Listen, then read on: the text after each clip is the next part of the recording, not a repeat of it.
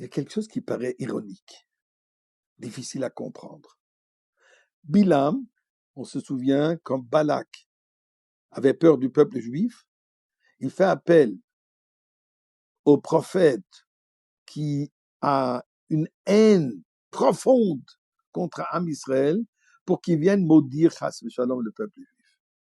Il s'avère que non seulement il n'a pas maudit, mais il a béni le peuple juif.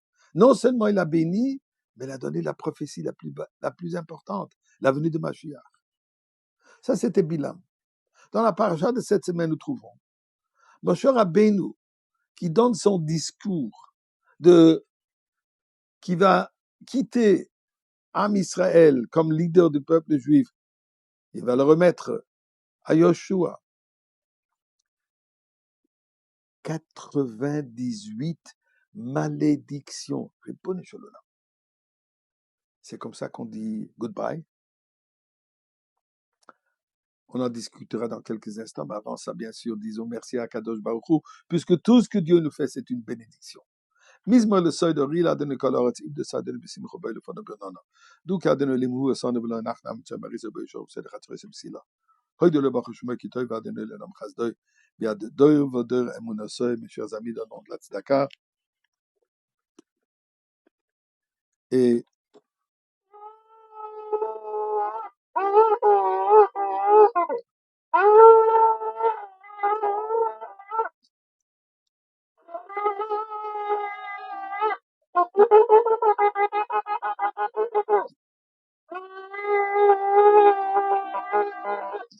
je crois que je devrais mettre un peu de Maria dans le chauffeur. Bon, bénédiction de Bilam, apparemment des malédictions de Moshe Rabbeinu. Dans la paracha de Bechukotai, où Dieu nous dit, écoutez, si vous allez écouter les paroles de Dieu, je vais vous bénir, mais si chas v'shalom, non, vous aurez des conséquences des malédictions. Il y a là-bas exactement 49 malédictions. Paracha de cette semaine, Kitabo. Moshe Rabbeinu, aussi, quand il nous encourage à faire ce qu'il faut faire, et nous dit des conséquences graves peuvent arriver, il nous donne 98 malédictions, le double de ce que Dieu a donné. Une largesse de la part de Moshe Rabbeinu. Dieu donne 49 malédictions, et Moshe Rabbeinu les double. Yashgacha pratique ici, c'est précis, les chiffres sont précis. 49 nous fait allusion à quoi? Eh bien, de Pesach à Shavuot, depuis la sortie d'Égypte, à recevoir la Torah, 49 étapes. 50e, la Torah.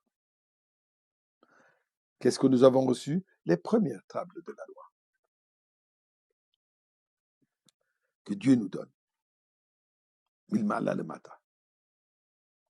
Donc ces 49 nous représentent premier set des Luchot que nous avons reçus grâce à ces 49 étapes. Ces 49 malédictions, la Chassidoute nous enseigne, ce ne sont pas des malédictions, ce sont des berachot, ce sont des bénédictions, mais voilées, qui nous donnent la force à pouvoir grimper ces 49 marches. Moshe Rabbeinu, lui, va aller plus loin que ça. Pas seulement les 49 marches, mais le double de ça. Moshe Rabbeinu, c'est lui qui nous a mené les deuxièmes tables de la loi, qui est un niveau supérieur encore que les premières tables de la loi. Donc, Moshe Rabbeinu nous donne 98 brachot voilées, des forces à pouvoir surmonter tous nos défis pour pouvoir atteindre le sommet. Et c'est quoi? Bien sûr, la goula finale. Mais intéressant.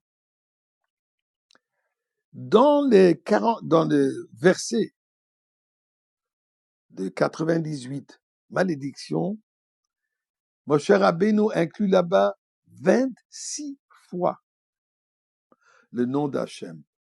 D'abord, 26 correspond au nom de Dieu. Mais 26 fois, ça représente quoi?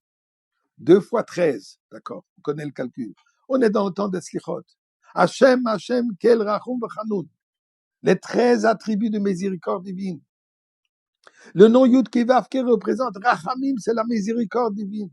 Moshe Rabbeinu, il cache, il montre que dans ces malédictions, en réalité, il y a la bénédiction divine, il y a la miséricorde divine, que Dieu nous donne l'opportunité, Dieu nous donne la force de pouvoir atteindre ce que Moshe Rabbeinu veut. Qu'est-ce que Moshe Rabbeinu veut? Moshe Rabbeinu veut que la Goula soit avérée immédiatement.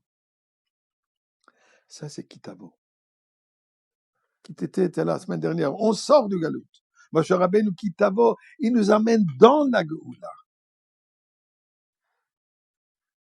Ceci sont ces soi-disant malédictions. Et Ribbon de Shalom, bénédiction finale, la Goula.